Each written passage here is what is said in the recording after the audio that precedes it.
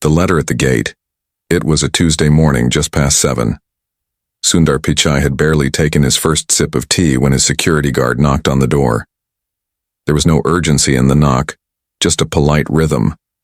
But something about it felt different, sir, the guard said quietly. Someone left a letter at the gate. No name, just a note. Sundar looked up. A note? Yes, sir, it's personal. He took the letter. The envelope was crumpled, the ink slightly smudged. It had no name, no address, only 5 words scribbled in a shaky hand. Please don't ignore this letter. He opened it slowly. The paper was torn at the edge and the writing wasn't neat. The words were written like they had been forced out through tears.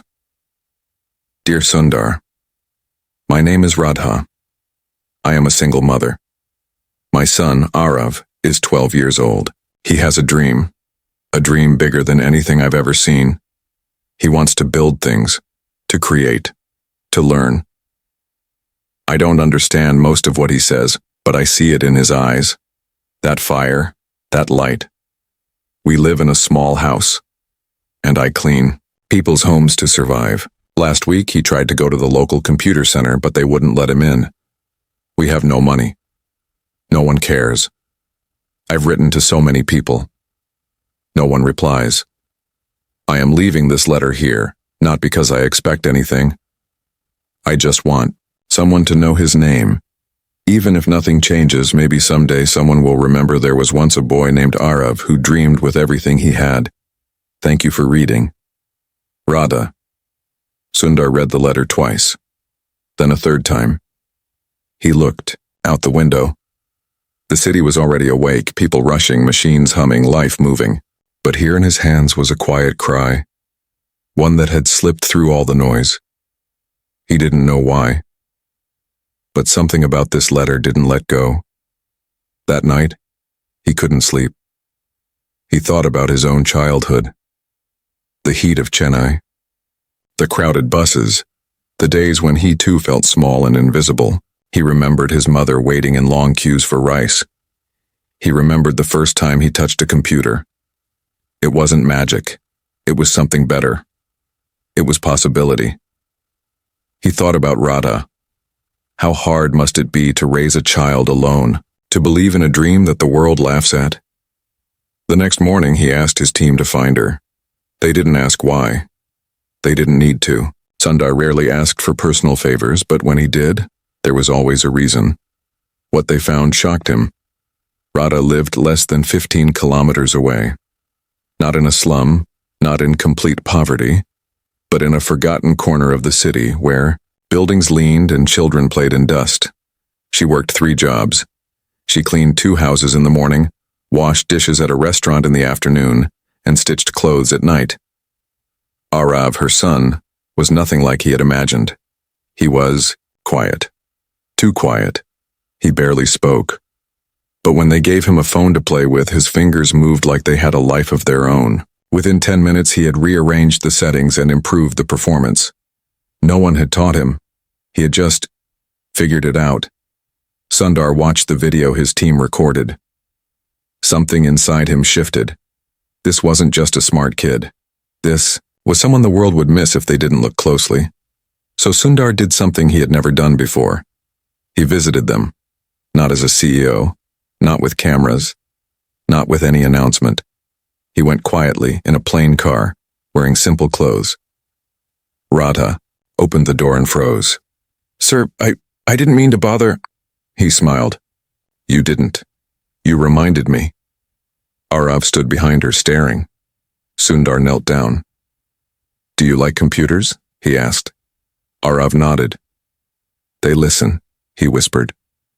When no one else does. The words hit Sundar like a wave. They spent the afternoon together. Sundar asked him questions. Aarav answered in half sentences, but his eyes burned with thoughts he hadn't yet learned to speak. Before leaving, Sundar promised something. I can't change the whole world, Aarav, he said, but I can open one door. If you walk through it, others might follow. 3 weeks later, something incredible happened. A small room in their neighborhood transformed. It had 5 computers, internet, books, and a mentor who came every day. It was free. It wasn't just for Aarav. It was for any child who had a question in their heart. They called it the Spark Room. Word spread. Children who had never touched a computer came running. Some came to learn. Some came just to sit in silence, to feel like they belonged somewhere. But not everyone was happy. A man named Pradeep, who ran a local tuition center, saw the Spark Room as a threat. "He's making our kids lazy," he told parents. "Free. Things are never good." He started spreading lies. That the Spark Room was collecting data, that children were being brainwashed. Parents got scared. Attendance dropped. Someone broke a window one night. Radha was afraid. She didn't say it, but Sundar saw it in her eyes when he visited again. "Should we stop?" she asked. Sundar looked at her, then at Aarav, who was still typing on an old keyboard lost in code. "Not now," he said. "Especially not now." But things got worse. One evening, Aarav didn't come home. They searched everywhere. Parks, streets, hospitals. Radha's hands trembled as she called Sundar. "He's gone," she said, barely breathing, and just like that the Spark Room went dark. But what had really happened to Aarav? And who left the note on his desk, warning him not to return? The spark begins to fade. For hours that night, the lights in Radha's house remained on. The flickering bulb above the entrance buzzed softly, barely illuminating the porch. Inside, the walls echoed with silence. A cup of untouched tea sat on the kitchen counter, growing cold. Radha sat on the floor, her knees drawn up to her chest, her phone in her hand. She kept checking it every few minutes, even though there had been no calls, no messages, no sound. Aarav had never done this before. He wasn't a boy who ran away, not the kind who disappeared without a word. He was quiet. Yes. Shy, often. But dependable. His patterns were simple. He went to school, he came home, and now, ever since the Spark Room had opened, he spent every free moment there. He had fallen in love with the machines, with the logic, with the silence that computers offered him. The Spark Room had become his sanctuary, until fear started creeping in from the outside. Radha had noticed it in little things, the way he hesitated before leaving the house, how he avoided eye contact with certain men on the street. She had even once asked him if something had happened, if someone had said something. He had just shaken his head and gone back to reading. Now, in the early hours of the morning, his absence was no longer just strange. It was terrifying. Sundar arrived just before dawn. He didn't call ahead. He didn't wait for protocol. He walked straight into the narrow lane, past rusted gates and closed shutters, and knocked softly on Radha's door. She opened it without surprise, as if she had been expecting him. Her eyes were red. Her voice cracked. "He didn't come back," she whispered. "No one's seen him since yesterday." Sundar stepped inside, took a seat beside her on the floor, and waited. He didn't offer false comfort. He didn't pretend everything would be fine. Instead, he listened, to her fears, to her memories, to the ache of a mother who had already survived too much. Then she handed him something, a small folded piece of paper. "I found this on his desk," she said. "It wasn't there before." Sundar opened it slowly. The handwriting was messy, rushed. Just 3 lines. "He doesn't belong here. We don't need more machines. Keep him away, and or else." There was no signature. Sundar read it twice. Then again. The threat was vague, but the message was clear. Someone had felt threatened by Aarav's presence. Someone had decided that a curious mind was dangerous. "Who would do this?" Radha asked, her voice barely above a whisper. "He's just a boy. He hasn't hurt anyone." "Sometimes," Sundar replied quietly. "The brightest light makes the darkest corners feel exposed." He knew the danger of dreams. He had lived it himself. When he was younger, he had been mocked for his ideas, dismissed for asking too many questions, but never had he imagined that a child, one so kind, so gentle, could vanish simply for wanting to learn. They alerted the police. A missing persons report was filed. But hours passed with no news. Sundar activated a private team to search the city quietly, using resources few even knew existed. No one could afford to panic. Not yet. By evening, they had a clue. A tea vendor near the railway station remembered seeing a boy matching Aarav's description sitting alone on a bench. He had no bag, just a piece of paper in his hand. Something, with numbers on it. Sundar and Radha rushed to the station. They scoured the area, asking vendors, guards, even beggars. Finally, one old man with a bent spine and kind eyes pointed toward a storage shed near the tracks. "Some kids hide there," he said, to escape the noise. They found him there. Aarav was sitting on the ground, his back against the wall, knees pulled to his chest. His eyes were wide open but blank. His hands clutched the paper tightly. It was a schematic, a design he had drawn the night before. A blueprint for a device he had dreamed up, one that would turn touch into sound, for children who couldn't hear. When he saw his mother, he didn't cry. He just looked down, like he had done something wrong. "Why did you run, Beta?" Radha asked softly, kneeling in front of him. He looked up at Sundar. "They said I'm breaking things. They said I shouldn't touch computers, that people like me don't build. They said I'm nothing." Sundar felt something harden inside him. Not anger, not yet, but a quiet, deliberate resolve. "You're not nothing," he said firmly. "You are the reason the world can change, and people who fear that, they're the ones who have forgotten how to dream." They brought Aarav home. That night, Sundar sat with him for hours. They didn't talk much. Instead, Sundar handed him a small device and asked, "Can you improve this?" Aarav's fingers moved slowly at first, then faster. Within minutes, he was inside the system, optimizing its response time. The boy who had run away was still in there. Wounded, yes. Scared, yes. But not broken. But Sundar knew this wasn't over. The threat was real. And if Aarav had been targeted, others would be too. The Spark Room was no longer just a project. It had become a symbol, and symbols attract enemies. The next morning, Sundar called a meeting. Not with executives, not with shareholders. He called teachers, social workers, psychologists, and 3 former students who had grown up in similar neighborhoods. He laid out a plan to expand the Spark Room model across the city, then across the state. Each one would be safe, supervised, and powered by empathy. Not just computers, but mentors, meals, music, and mental health. He would fund the first 10 centers personally. No logos, no branding, just light in dark places. But first, he had to find out who had written that note. 2 days later, the answer arrived. Quietly, unexpectedly. A woman named Kavita, who worked as a part-time cleaner at the local tuition center, came forward. She had overheard a conversation between Pradeep and 2 men. They had been mocking Aarav, calling him the robot boy, and saying that people like him should stick to sweeping floors, not building machines. They had laughed. Then one of them said, "We should scare him a little. That'll shut him down." Kavita hadn't spoken earlier because she was afraid of losing her job.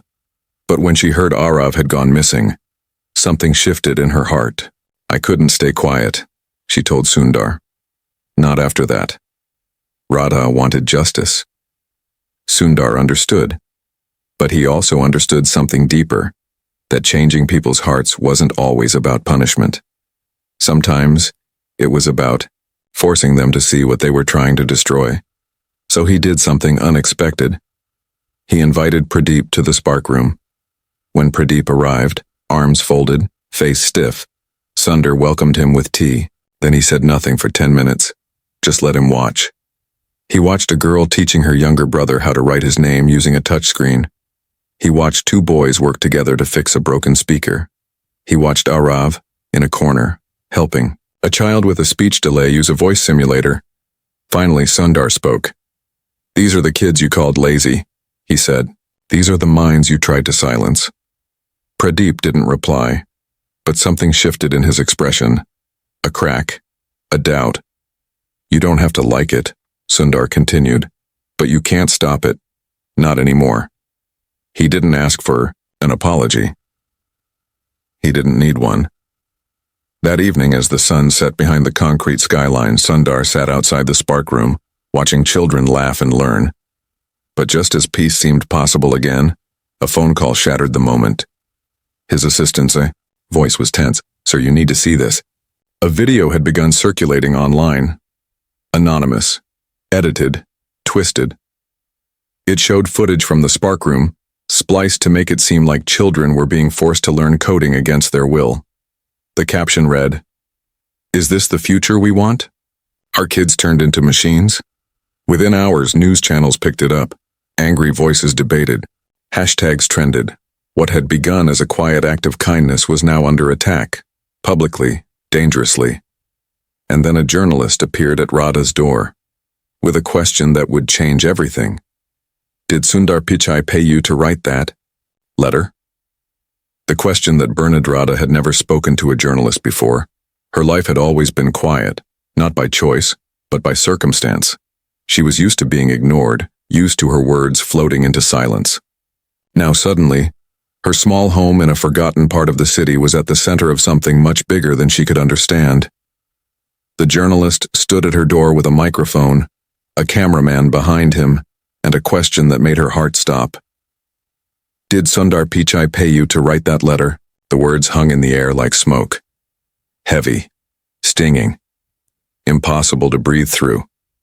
Radha's mouth opened slightly, but no sound came out. She wasn't prepared for this.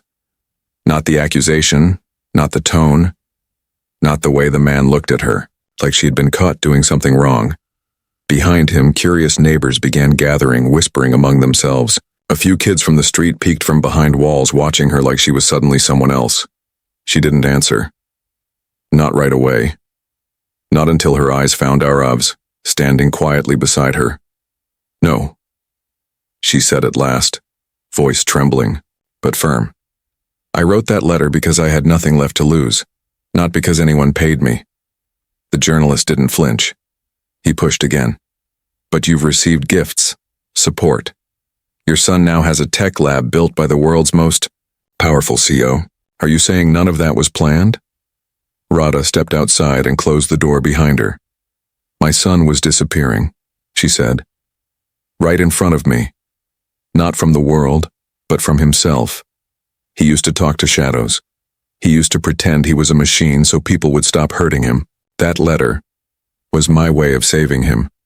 And Sundar was the only person who listened." The journalist said nothing. The camera kept rolling. Finally, he left, but not before saying one last thing. "You'll want to see the headlines tomorrow." That night, Radha couldn't sleep again. Neither could Sundar.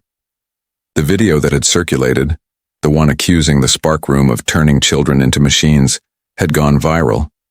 Anchors on TV debated whether India's poorest neighborhoods should be left alone instead of being experimented on by billionaires. Some called it modern colonization. Others accused Sundar of grooming kids for future labor. Hashtags like Turner Child Code Wars and Turner Pichai's project began trending. But none of them had spoken to the children. None of them had watched Aarav create a tool for a deaf girl to hear her mother's laugh for the first time. Truth had taken a back seat. Noise was in the driver's seat now. Sundar sat in his study, the same room where he had once received Radha's letter. This time he held a different letter, one from his board of directors. They were concerned. The controversy was growing, and shareholders were nervous. "Step back from the project," the letter advised. "Let it run without your name." Attached. He stared at the letter for a long time. His tea turned cold again, the same way it had the day he first learned about Aarav. He thought about the quiet war being fought, not with guns, not with riots, but with whispers, doubt, and shame. The war against belief. The war against hope. The next morning, Sundar visited the spark room again. The children were still there. Fewer than before, but still there. Their eyes watched him differently now, not with awe, but with uncertainty. Had they done something wrong? Were they part of something bad? He knelt beside a small girl named Shrija, who was drawing a robot with crayon on the floor. "What's that?" he asked gently. "She helps people who can't walk." Shrija said, but they want to shut her down. He didn't need to ask who they were. Even children knew. By the end of that week, 3 more Spark rooms had been forced to close. Landlords refused to rent spaces. Sponsors pulled out. One mentor was attacked on his way home. The dream was bleeding, but something unexpected happened too. A man named Javed, a former teacher who had been watching all this unfold quietly, uploaded a video on his social media. He didn't shout. He didn't beg. He just sat on a wooden chair, looking into his phone camera and said, "When did helping children become dangerous? When did dreaming become a crime?" The video didn't go viral immediately, but it lit a small fire. Others followed. A mother from a nearby slum spoke about how her daughter had learned to read for the first time in the Spark room. A college student shared how he volunteered to teach kids coding on weekends and found his purpose doing it. The noise was still there, but something was shifting beneath it. Truth had begun whispering back. Meanwhile, Sundar took a step that no one expected. He held a press conference, not at headquarters, not in a suit. He stood in front of the original Spark room, the one where Aarav first touched a computer, wearing simple clothes and no security. Reporters swarmed. He waited for the questions, and then, with no script, no rehearsed lines, he spoke. "I never intended for this to become a movement," he said quietly. "I simply responded to a letter. I saw a child the world was about to lose, and I refused to let that happen. If you think technology is dangerous, ask yourself this. What happens when children grow up without the tools to imagine a different future? If you think I paid someone to care and then you've never met a mother who's running out of options, and if you believe that curiosity is a threat, then maybe it's not the children who need to learn something new. Maybe it's us." His words rippled, not loud, not dramatic, just honest. And sometimes, honesty can feel louder than anger. Yet the storm didn't end. That night, Sundar received another message. Not a letter, not a video. It was a photograph, sent to his private line. No name, just an image. A picture of the Spark room, door, covered in black paint, with one word smeared across it. Traitor. He stared at it for a long time. His hand didn't shake. His voice didn't rise, but he knew what it meant. Someone had declared war on his effort. And this time it wasn't just words. Someone was planning to burn everything down. Fire in the shadows. The photo of the word traitor painted across the Spark room door stayed on Sundar's screen long after his phone had gone dark. He had seen many kinds of resistance in his life. Bureaucratic, ideological, even silent disapproval. But this was different. This wasn't just opposition. This was hatred. Calculated, deliberate, and dangerously personal. Whoever had done this didn't just disagree with his vision. They wanted to destroy it, erase it, and they wanted him to feel fear. But Sundar didn't feel fear. Not yet. What he felt was something older, heavier, and far more familiar. Recognition. He had seen this before. Not in Silicon Valley boardrooms or tech summits, but in the narrow streets of his childhood. In the way grown men looked at boys who read too much. In the way ambition was mocked before it was understood. He remembered a teacher who once slapped his hand for asking too many questions. "Your job is to follow, not to think," the man had said. Sundar hadn't replied. But that night, he had gone home and written his first question in a notebook he kept hidden under his mattress. He still had that notebook, and he remembered every question. He stared at the photo again, then forwarded it to his private team. Within minutes, a silent investigation began. No police, no media, just quiet steps in dark corners. He didn't want attention. He wanted answers. Meanwhile, Radha and Aarav were moved to a safer location. Sundar made the call himself. They didn't protest. Radha simply packed a bag and held her son's hand as they left the house where every crack in the wall had once echoed with struggle. The new place was small, but clean, tucked behind an old temple, with strong locks and silence thick enough to hide in. Aarav didn't say much. He hadn't spoken much since the video scandal. The boy who once whispered to machines now barely spoke to people. He still worked, still built things, but his laughter had vanished. Sundar noticed, and it broke something in him.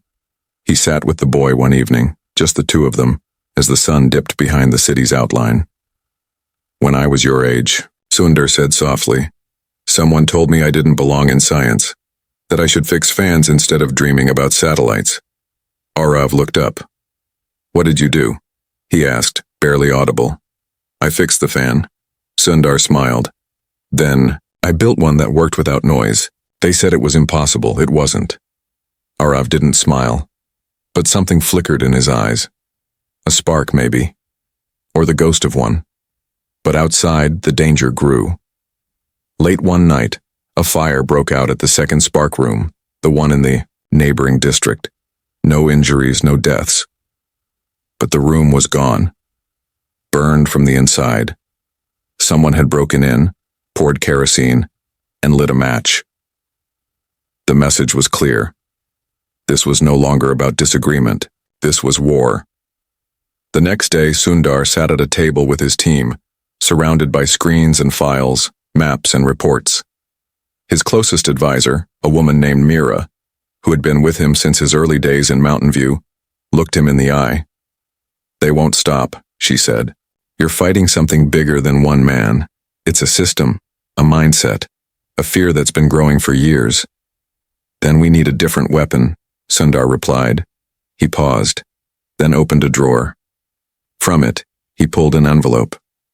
Old, yellowing, sealed. He placed it gently on the table. "This was given to me 28 years ago," he said, "by someone I owed everything to. I was told to open it only when I needed help from someone who doesn't exist anymore." Meera looked confused. "Who?" Sundar opened the envelope. Inside was a name and a number. Devraj N. Meera froze. "You're not serious," she said. "I am." Devraj was a ghost in the world of policy and influence. Once a high-ranking government advisor, he had vanished from public life a decade ago after exposing a corruption network within the education system. Some said he lived in exile. Others believed he was dead. But Sundar knew better.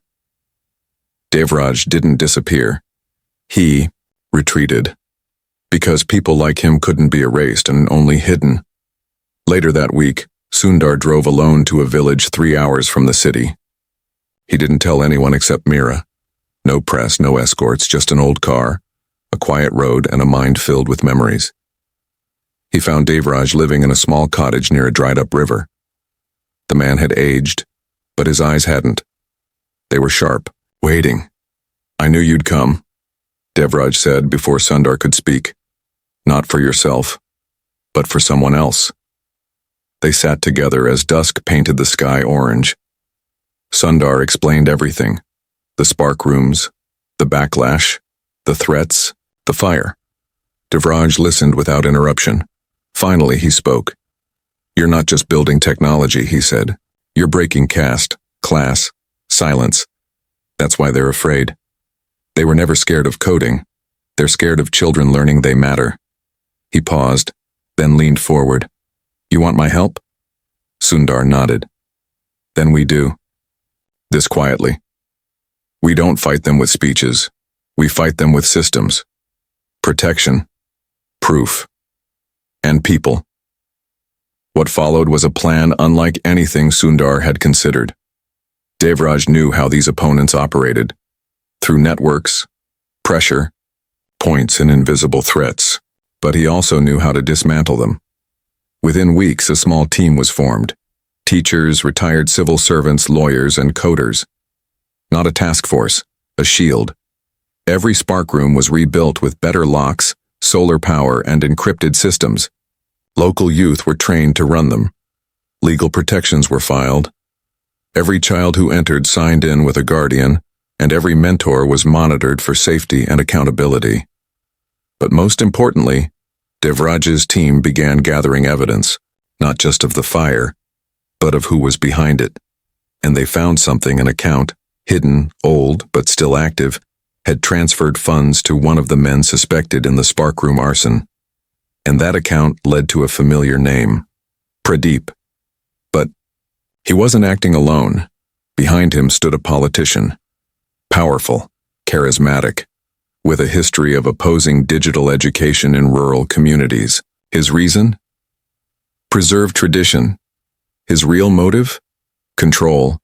Sundar stood at the edge of a cliff now. If he revealed the truth, it would start a war, one that could destroy reputations, families, and maybe even lives. But if he stayed silent, the dream would die, not just for Aarav, but for thousands like him. One evening, as Aarav quietly rebuilt a voice tool for a girl who had lost her speech in a car accident, Sundar sat beside him and watched. The boy didn't look up, but he asked, "Will it always be this hard?" Sundar didn't lie. "Yes," he said, "but everything that matters usually is." And then, just as the room grew still, Sundar's phone buzzed. A message from Devraj. "We found the link.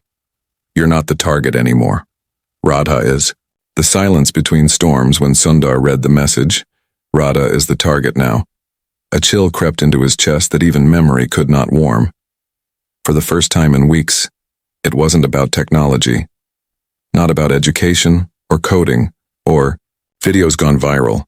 It wasn't about sparkrooms, public debates, or political fear. It was something more primitive, something older, something dark and ancient. The weapon of every coward who couldn't win with words. They were coming after a mother.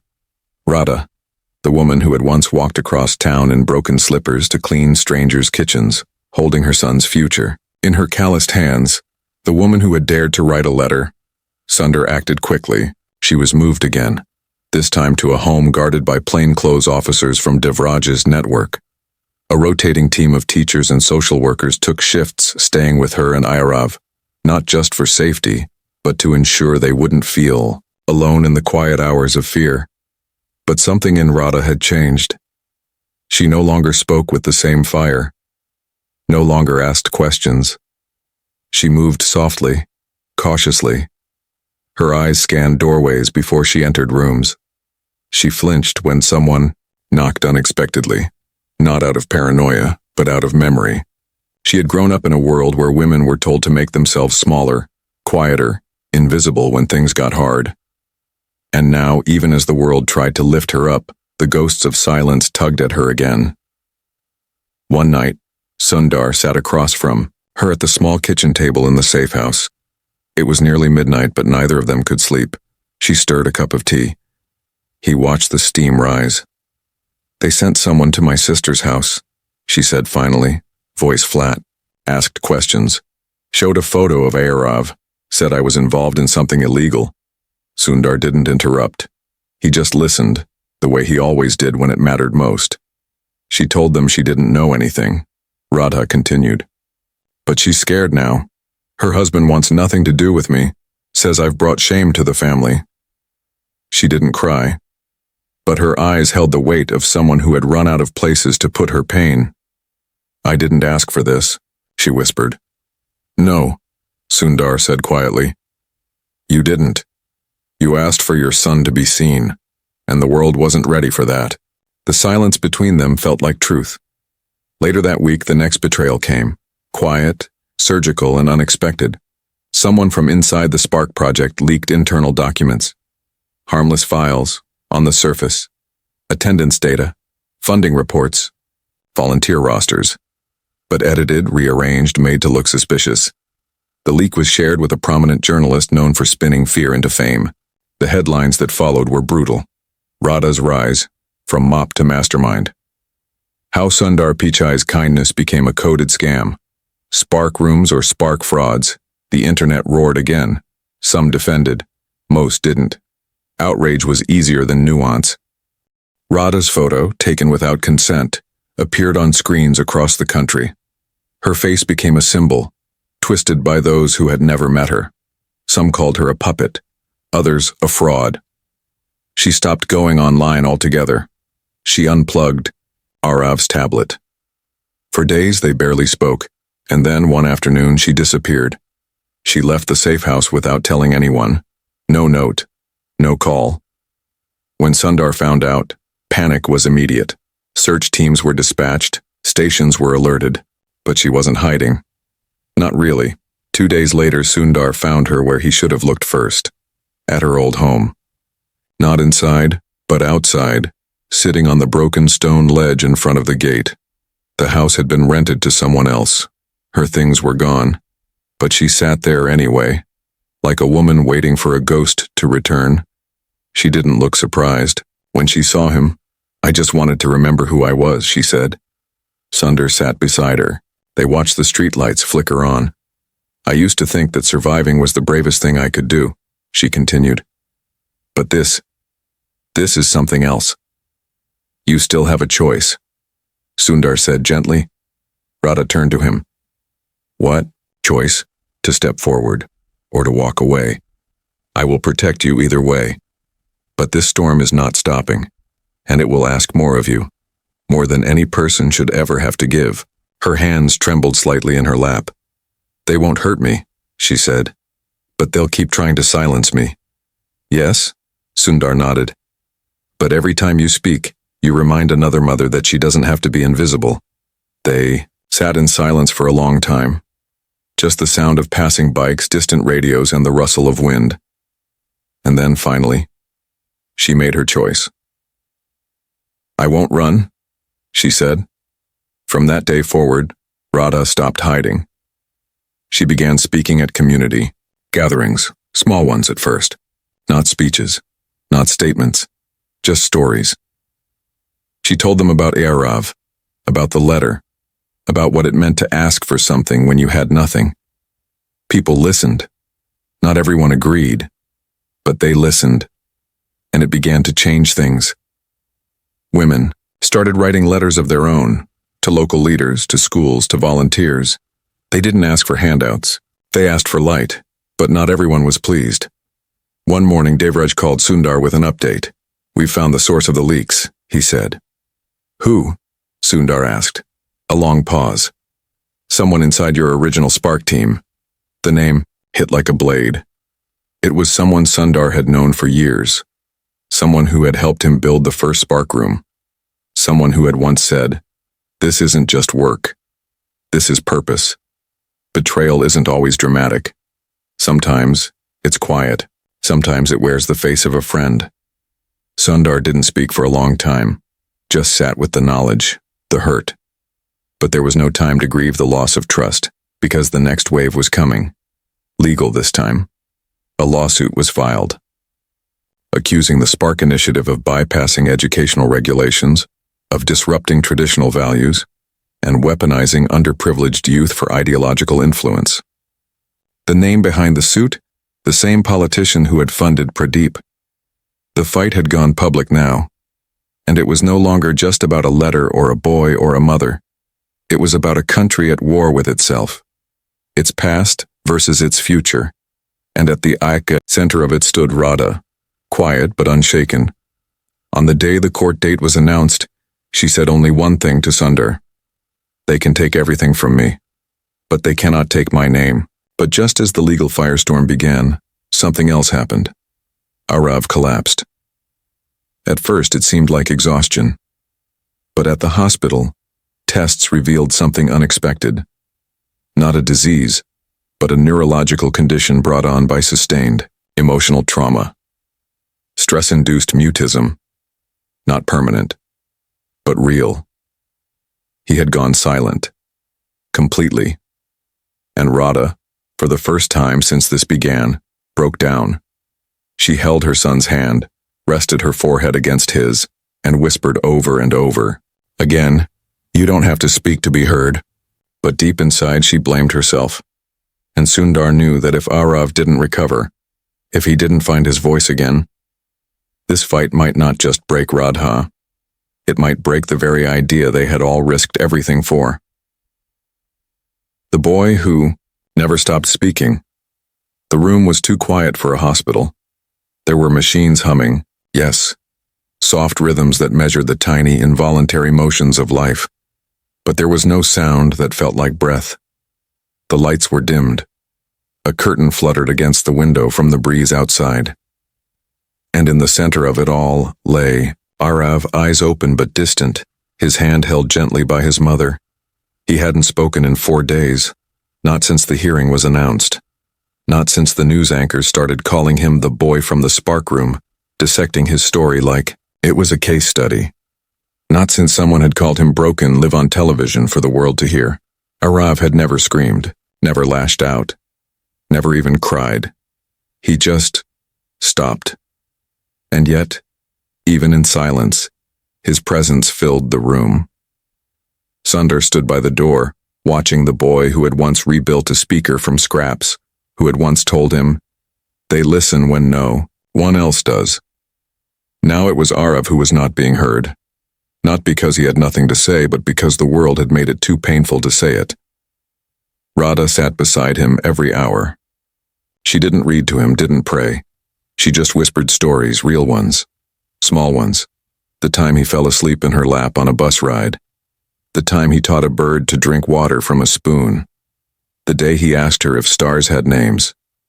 Or if they were just lights trying not to be forgotten. "You're not broken," she whispered. "You're just tired, and it's okay to rest. But don't give up. Please don't give up." Outside, the storm grew louder. The court date arrived. The hearing was held behind closed doors, but the public noise outside the courthouse was deafening.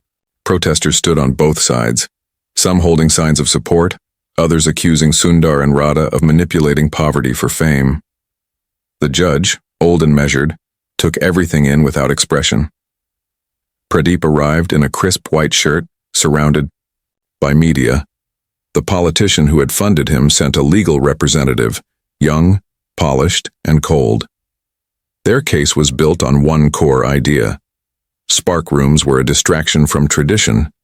They claimed the rooms had corrupted the minds of rural children by exposing them to Western values and de-emphasizing cultural roots. It was a polished speech, rehearsed, weaponized. Sundar didn't speak during the first half. He sat with Devraj in the back, watching carefully. When the judge finally turned to him and said, "You may speak now," the room stilled. Sundar stood. He didn't carry notes. He didn't need them. "I didn't come here to defend a project," he said. "I came here to protect a promise." His voice was low, steady. Every word was shaped by truth. Spark rooms are not about coding. They're about dignity. They don't erase culture. They protect it. They remind children that curiosity isn't foreign. It's human. They remind them that poverty isn't permanent, and that silence doesn't mean defeat. He paused. "If helping children dream is illegal, then we should all be in prison." That night the judge postponed the verdict by a week. No decision. Only waiting. Sundar returned to the hospital. Radha met him outside the room. Her face was pale, her eyes exhausted. "He still hasn't spoken," she said. "But today he blinked when I asked if he was listening." Sundar stepped inside. The nurse had left. The light was soft, and in the corner of the room, beside Aarav's bedside, was a notebook. Open. Sundar picked it up. The page had only one line, written in shaky handwriting. "I don't have to speak. I can still show them."